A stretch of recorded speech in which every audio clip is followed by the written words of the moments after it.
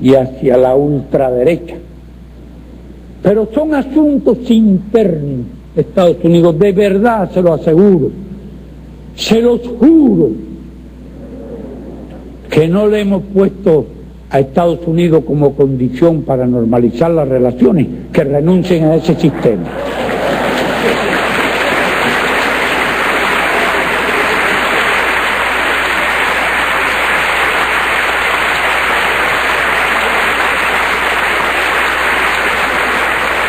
Calculen que le digamos que tienen que votar por lo menos el 80% de la gente. El 38 decidió y se acabó. Y los demás dijeron, me voy para la playa, o me voy para el cine, o voy a descansar en mi casa. Eso ocurre entre los campeones de la libertad y de los derechos humanos y los derechos civiles, etc.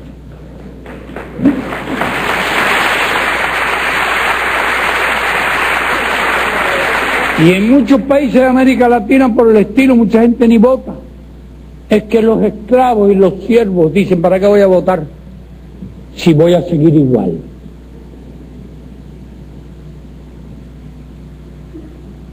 Y qué difícil es ponerlos de acuerdo. Eso sí, la influencia de los medios masivos es cada vez mayor y el complejo de obstáculos que tienen que vencer las fuerzas populares son cada vez más difíciles de sobrepasar. Pero bueno, en nuestras elecciones van a votar más del 95% de los ciudadanos y nadie está obligado a votar. Incluso los que no están con la revolución van y votan, aunque sea en blanco. De no votar por este o por el otro, votan por uno, votan por el otro, ¿no?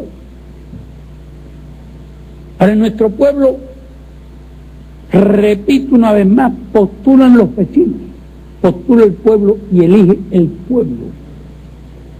De modo que en ese sentido, las posibilidades de ser electo algún ciudadano son infinitamente más que en cualquier otro país. Una buena prueba.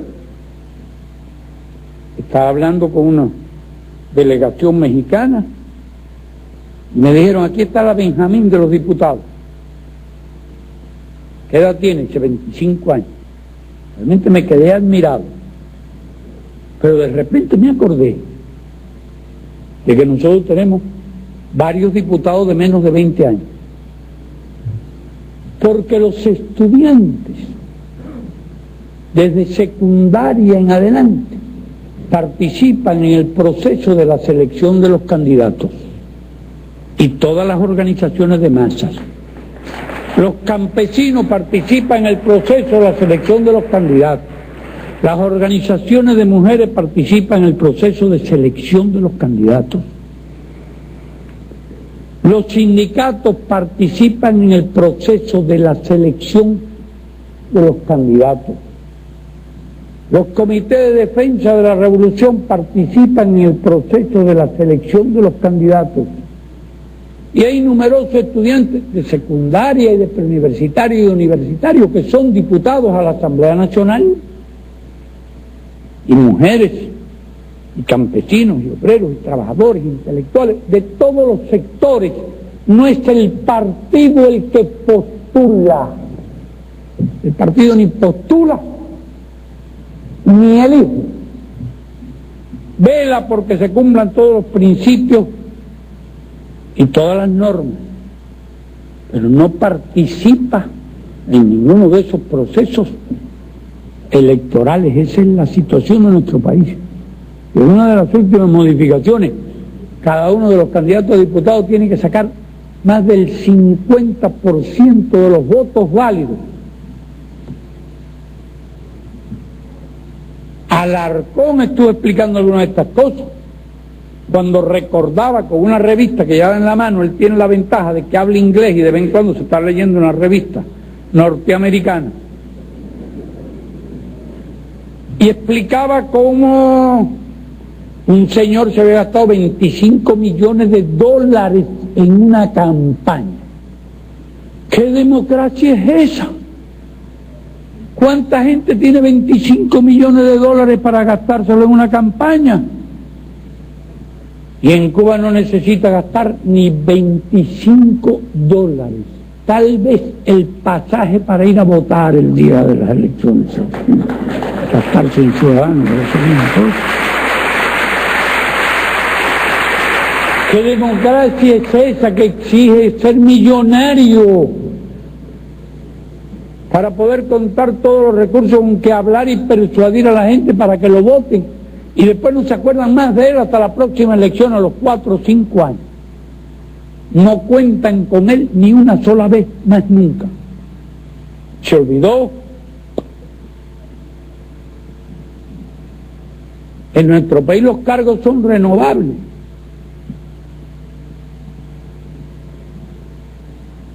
Y lo mismo del delegado de circunscripción, el funcionario cualquiera que no sea, puede ser elegido, pero puede ser removido también de esos cargos. Ese es nuestro sistema con el que no pretendemos que los demás lo apliquen. Sería absurdo pretender que fuera un modelo, pero el que hemos adoptado nosotros, no nos lo impuso nadie. No vino ningún gobernador, interventor norteamericano a establecer un código electoral aquí, como hacían antes. La Constitución la hemos hecho nosotros. El código electoral lo hemos hecho nosotros, el sistema lo hemos ideado y lo hemos desarrollado nosotros, que es lo que ustedes han estado defendiendo, el derecho del país a establecer las normas, el sistema económico, político, social que estime pertinente. En el mundo es imposible otra cosa, es absurdo otra cosa, es loca cualquier otra pretensión, y estos locos andan pretendiendo que todo el mundo haga exactamente igualito que ellos, y lo de ellos no nos gusta. No nos gusta.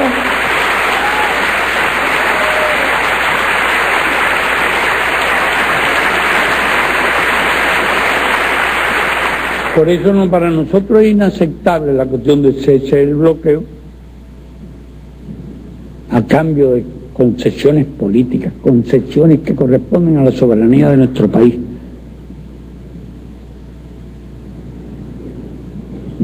Es absolutamente inaceptable, es indignante, es irritante, y realmente preferimos perecer a renunciar a nuestra soberanía.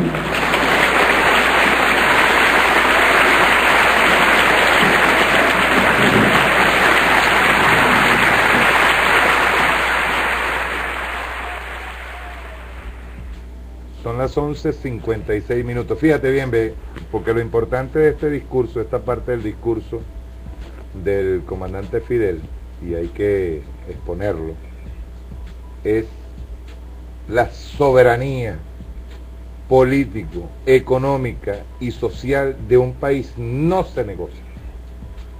No se negocia. Nosotros tenemos ese derecho y no se negocia. El modo en que nosotros decidamos como pueblo, el modo que nosotros decidamos de vivir es nuestro y tiene que cumplir con ciertos parámetros, incluyendo los culturales, históricos que tiene el pueblo venezolano, y no tiene por qué ser impuesto desde el exterior, y menos impuestos por los sectores de la burguesía. Menos impuestos por los sectores de la burguesía. Daríamos con el traste a todo el proceso revolucionario que se ha adelantado en los últimos años. Yo quería leer esto antes de irnos al corte, porque viene ya el himno, ¿no? Esta es una parte de un análisis que se hace sobre el comandante Chávez. Dice: el pueblo venezolano, escribió Elena Salcedo, Camarada, el pueblo venezolano venía gritando claramente su rechazo al modelo político punto fijista. ¿Cómo vamos a regresar a eso? Y dice, su entrega de la patria al imperialismo y un sistema de explotación. El 27 de febrero de 1989 fue un campanazo ruidoso, sangriento, doloroso y cruel en extremo. Un campanazo que debió ser oído por la decadente y corrompida dirigencia punto fijista. No fue así. Por ningún lado apareció la razón y la reflexión. Solo la manipulación o el disimulo cobarde y cómplice de la clase dirigente. El sistema capitalista no negocia. Hay que repetir esta frase como 10.000 veces. El sistema capitalista no negocia sus privilegios. No cede. No cede. Nunca va a ceder. Dice, el pueblo siguió condenado por el sistema de explotación capitalista, protagonizando un doloroso episodio de rotunda anomía social, que finalmente explotó en un grito desgarrador y rebelde que recorrió la espina dorsal de la patria. En ese instante, la burguesía nacional y su dueño imperial escribían con letras de sangre el guión que luego tomaría carne el 4 de febrero de 1992, cuando al amanecer de ese día 4 la mayoría de los adormilados venezolanos veían en las pantallas de sus televisoras a un joven oficial mestizo, con todas las etnias contenidas en su rostro, con voz y temple recios, al punto de que si se le quitaba el sonido, los desarreglados oficiales que asistían a su rendición, general uno y vicealmirante el otro, demudados, desencajados y desaliñados, darían la impresión de estarle pidiendo permiso al indio de la boina roja para rendirse ellos. En ese instante ocurrió el chispazo rebelde. En ese preciso instante mágico se produjo un fenómeno de proporciones épicas. En ese momento se despertó la historia. El personaje en cuestión de 40 segundos se grabó a fuego en las retinas del subconsciente y en especial en el corazón de la inmensa mayoría de los venezolanos. ¿Qué pasó? ¿Dónde estuvo el secreto de ese rayo comunicacional entre una persona y un pueblo? ¿Por qué precisamente él, el oficial que se presentó sin adornos dando la cara por la insurrección? ¿Por qué, si su imagen no era la de cautivante blanco caucásico de los que vende la degradante televisión venezolana, estamos convencidos de que el milagro vino de la mano de la exclusión histórica de un pueblo heredero de las glorias de Bolívar? Pero también vino de otro lado, como cerrando un círculo, de la presencia de un hombre que extrañamente asumía para sí la responsabilidad de un levantamiento militar, un hombre recio, un hombre sin miedo, un hombre que invocaba y hacía carne el líder necesario, un hombre con rostro, un hombre con valor y honestidad de pueblo, un hombre tras el cual marchar en el largo camino de transformación de la historia, un hombre semilla, un hombre fruto de la simiente de sangre sembrada el 27 de febrero de 1989, una semilla alimentada, regada y cuidada con lo único que adecos y copellanos no pudieron esquilmarle a nuestro pueblo: la rebeldía, la esperanza y la dignidad. Camarada, Chávez nos deja un profundo legado de obra, vida, sacrificio, idea. ¿Por qué no sentarnos y conversar y unir todo, esfuerzo? Porque entre todos, aquí es donde nosotros llamamos lo de la perfecta unidad. Pero la perfecta unidad va acompañada de la crítica, del debate, de la irreverencia marcada. Esto no es un tema de si yo soy enemigo o soy contrarrevolucionario o soy enemigo tuyo, no. Es que es la necesidad perentoria de este pueblo de asimilar su condición histórica y la que nos entregó Chávez. Eso es lo que nosotros tenemos por delante. No hay posibilidad de retorno a la Cuarta República, no la hay. Retorno es barbarie. Retorno es barbarie. Vamos a un corte y ya regresamos.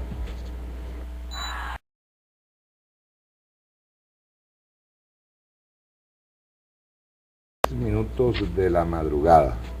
Este es Sobre el Nido del Cuco, transmitiendo por Macunaíma Cariño Radio 104.9 FM y por streaming a través de la página www.mkservicios45.com, tanto en audio como en video por streaming, con Fernando Flores allí. Ricardo, fíjate que hablando un poco del modelo amateur del dirigente revolucionario, Lenin decía algo interesantísimo, ¿no? Y que se ajusta a que no se puede o no podemos ser un míseros artesanos en lo que es la construcción del proceso revolucionario. un revolucionario blandengue, vacilante en las cuestiones teóricas, limitado en su horizonte, que justifica su inercia por la espontaneidad del movimiento de masa, más semejante a un secretario de la Tradeunión que a un tributo popular sin un plan audaz y de gran extensión que imponga respeto a sus adversarios. Inexperimentado e inhábil en su oficio, no es un revolucionario, sino un mísero artesano, y es lo que se debe evitar. Por eso el fortalecimiento en el proceso crítico revolucionario, y es cuando entra y se acuña la frase perfecta que dice el camarada Valderrama cuando habla de la altura en el combate. En el combate político. Político. Sí, en el debate. En el debate. Ahí es altura, no es nada más descalificar por descalificar. Claro, tú no yo veo, por ejemplo, por ahí dijeron, de manera despectiva, se sacó un artículo que decía el grano de nariz. Oye, por favor, o sea, seamos un poquito, o sea, no hagamos eso, chicos. Claro, hay un debate mundial y es socialismo versus capitalismo. Exacto, ¿no? Ese es el debate. El debate es la humanidad. Es la humanidad. ¿Y hacia dónde? ¿Y cuántas veces Capriles no se puso a reír del comandante cuando el comandante hablaba de la salvación del planeta? ¿Cuántas veces no se burlaba de él? Y ahí estaba el grano presente.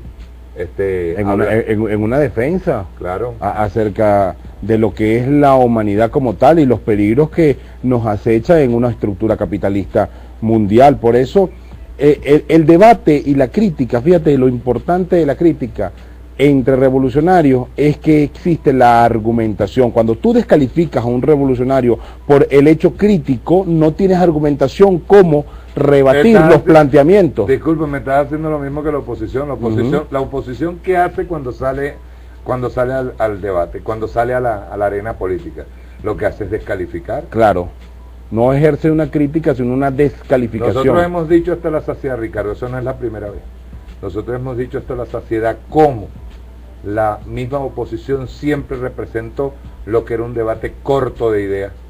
Un debate enmarcado en lo banal, en lo estúpido. Porque no hay argumentación. Exacto. Y no tienen argumentos como dar con el traste a cualquier idea. Exacto. Entonces, cuidado, porque ahí es donde el fascismo se aprovecha de esa circunstancia, de la debilidad en la crítica, y piensan que al ser crítico es contrario, y entonces entra la política de la represión de los palos utilizando un Estado burgués. Sí, señor. Vamos a leer otros mensajes de texto. La camarada denuncian que en el estado Vargas, sector Catamar, solo hoy se ha ido la luz 11 veces. ¿Cómo es esto posible?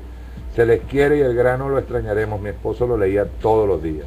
Escuchándolo desde Maracay, Estado Aragua, mucho éxito para los dos, son dignos ejemplos de lucha revolucionaria. Besos de Maracay de Waldy García. Saludos Mario y Ricardo, full sintonía desde aquí el buque tanquero Paramaconi, Jefferson Carrasquero. Camaradas, buenísimo el debate en su programa sobre la crítica y la autocrítica. Bárbara Castellano desde Maracay. Chávez siempre decía, bienvenida a la crítica, una cosa es criticar para construir y otra muy distinta, criticar para acabar con la revolución. Saludos a la tropa y muchas gracias a la tropa que ha estado combativa.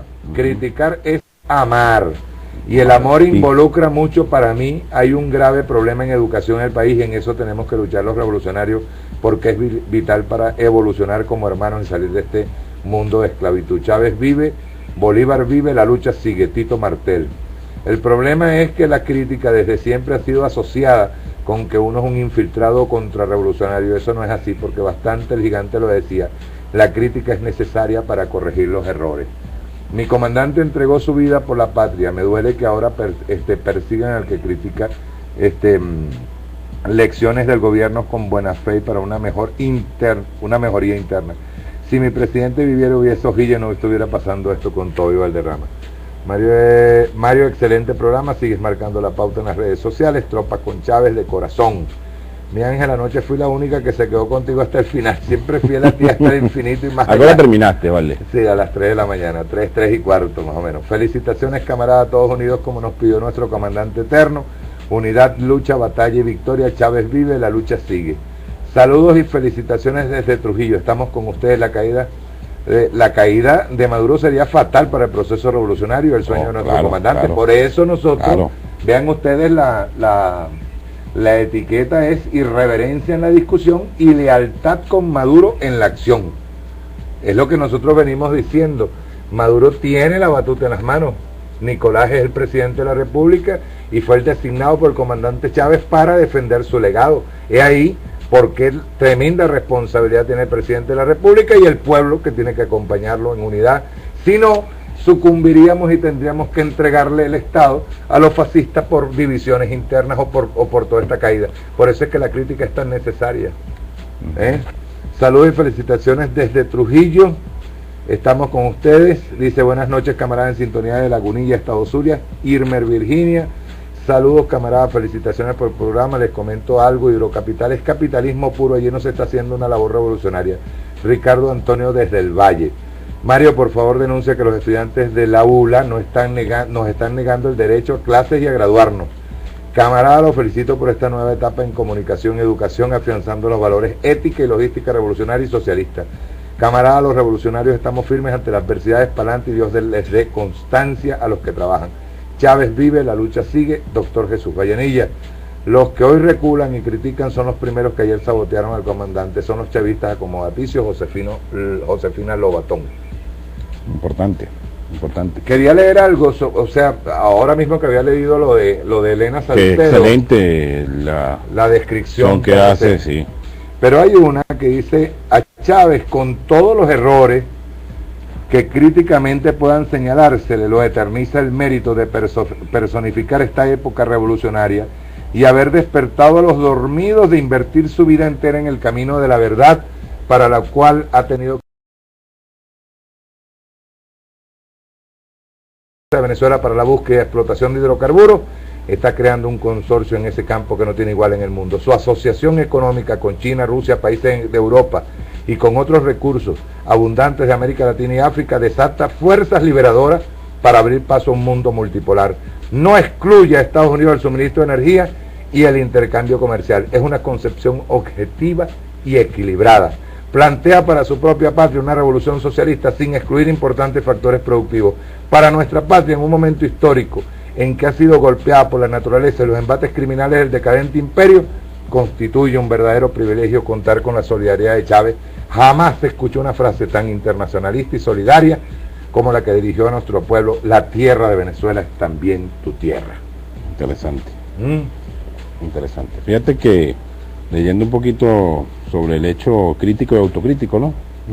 Lenin en 1905, a pesar de estar en el fulgor del qué hacer, ¿no?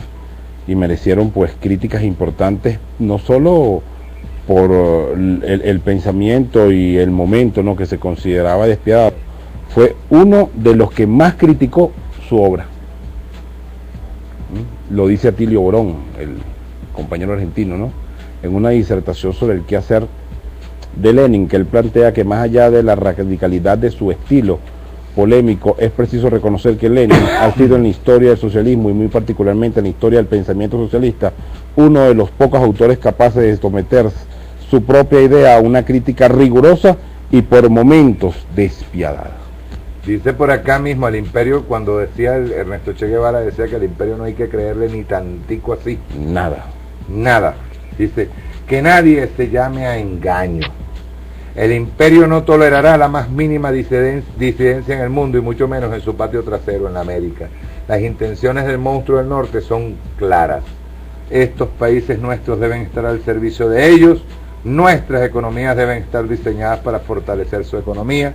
Nuestros pueblos deben vivir en la miseria para permitir que aquella sociedad del norte derroche la energía, la riqueza, los recursos del resto del planeta. Esa es la lógica que guía a esa sociedad, y a esa lógica perversa se ven sus políticos. Es como un remolino que se traga cualquier asomo de la humanidad. ¿Qué te dice esto? Cuando se debatía lo de grano de maíz, me llama la atención cuando agarra y dice: mire compadre, los factores golpistas, los que nos atacaron durante bastante tiempo, todo este tiempo, 14 años de revolución, y ustedes pueden fijarse, viene para una prueba evidente de cómo el fascismo nos ha atacado de manera inclemente durante todos estos años, sin importarle el país, sin importarle el pueblo de Venezuela. Lo podemos nosotros constatar en las estadísticas. Cuando tú revisas los años 2002, tú ves la caída bestial de todos los índices socioeconómicos, de todos, incluyendo nuestras divisas, incluyendo nuestra economía, nuestro Producto Interno Bruto, nuestro salario, nuestra comida. ¿Qué es lo que pasó? ¿Qué es lo que siempre ha sido? Son enemigos naturales de la revolución, y a ellos no se les puede ver de otra manera sino como enemigos. Como enemigos. Claro, enemigo de la humanidad del capitalismo. Exacto. Si tenemos por ahí algunas llamadas, porque ya estamos llegando al final del programa, tenemos algo por allí. ¿Tienes algo acá? Sí, fíjate que para abonar, ¿no? Jorge Weinstein habla acerca del origen y declinaciones del capitalismo en un trabajo titulado Convergencias, ¿no? Y él habla sobre fin de ciclo y habla qué está ocurriendo con el capitalismo mundial y cómo se avisora el capitalismo para los próximos años. Y dice que va ciertamente en una decadencia, porque el capitalismo industrial pasa a ser el capitalismo parasitario, dependiente del Estado, y se anexa al Estado y extrae completamente a todo el Estado. Entonces dice, toda la historia del capitalismo está atravesada por numerosas crisis de corta, mediana y larga duración, de gestación, de nacimiento, de crecimiento, de madurez, de decadencia sectorial. Para ahí un momentico, Ricardo, algo que debemos poner bien claro. ¿Cuál es el producto de la crisis tremenda que tiene Estados Unidos ahorita? La banca. La banca. ¿Y la banca qué es? La banca. No hay nada más parasitario que la banca. Que la banca. Que depende de los ahorros de cada uno de los depositantes y las colocaciones y la especulación del capital. Y del juego perverso que hacen con el ahorro. Entonces hacen toda una estructura piramidal donde el único que se beneficia es el banquero parasitario. Y el ahorrista a la madre. Y claro, porque ocurre como el debacle generado por Rafael Caldera, donde el culpable de la crisis terminó siendo el ahorrista, no fue ni siquiera el Estado burgués, la Cuarta República, ni los empresarios, sino el culpable fue el pueblo, y quien pagó las consecuencias fue el pueblo. Exacto. O los ahorristas, ¿no? Entonces él dice, la actual coyuntura global suele ser descrita empleando el término crisis del neoliberalismo, financiera, sistemática, del capitalismo, de civilización. ¿Se trata realmente de una crisis o de algo más? Nos encontramos ante una turbulencia devastadora, o no tan truculenta, pero anunciadora de un nuevo orden mundial capitalista, es decir, de una regeneración sistemática, o bien sea del canto del cisne de una civilización caduca.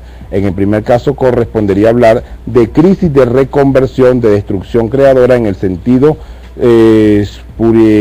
espurietiano. En el segundo podría, se pone en práctica el principio, alcanzar una sola palabra: decadencia del capitalismo. Repetimos, la última crisis, porque es provocada. Claro, por la especulación del capital. Claro, y esta especulación se ubicó en banca y en hipotecas. Exacto. Provocada por el imperio. ¿Quién fue el perjudicado? No estaban vendiendo viviendas como un objeto económico social que favoreciera al pueblo. No, estaban vendiendo para luego quitar y volver a vender. Claro, era lo que el presidente Chávez logra enfrentar con los créditos indexados. Exacto. Que se utilizaba la vivienda o algún otro bien, tanto automóvil como vivienda, y entonces eran reciclados por la banca parasitaria para obtener mayor beneficio. Era impagable algún tipo de vivienda, quitaban de nuevo esa vivienda y era colocada de nuevo en el mercado como vivienda nueva, y era un ciclo.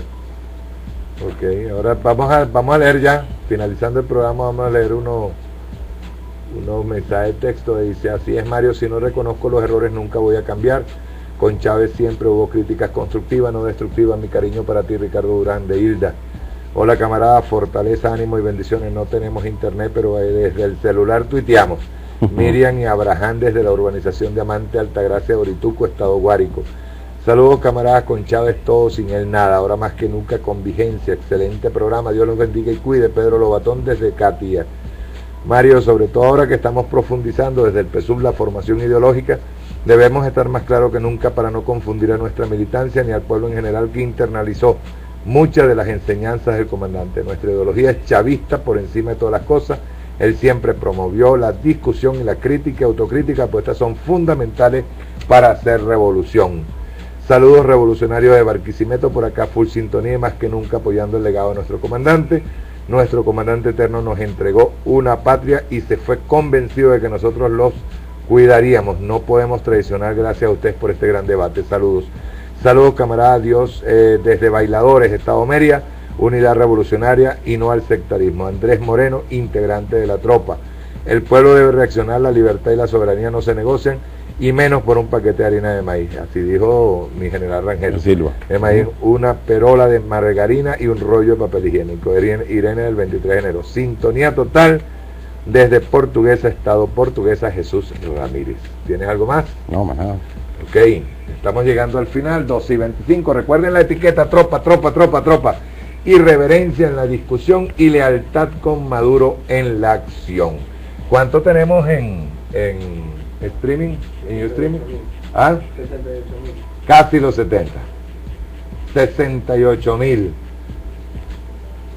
Vamos. No, y esta tecnología digital de la televisión está causando ya furor, ¿no? Sí. Hay quienes cambian FAL por streaming. Sí, señor. Ya estamos pidiendo. Eso más adelante. Más adelante lo hablaremos. Bien, hasta mañana. Estuvo en la dirección general Manuel Dunn. Vamos a ver si encuentro rápidamente dónde está. Los créditos siempre se me pierden. Ahí está. En la dirección general Manuel Dunn, en la producción la licenciada Mayalín Bravo, edición y montaje Alexander Gutiérrez y Alex Orozco. En el Ustream Fernando Flores, control técnico José Chirguita alias El Pulpo y Abraham Vallanilla, que hoy lo coquetearon. Dirección Sí. ejecutiva Mario Silva y quien les habla, y Ricardo Durán. Chao, hasta mañana.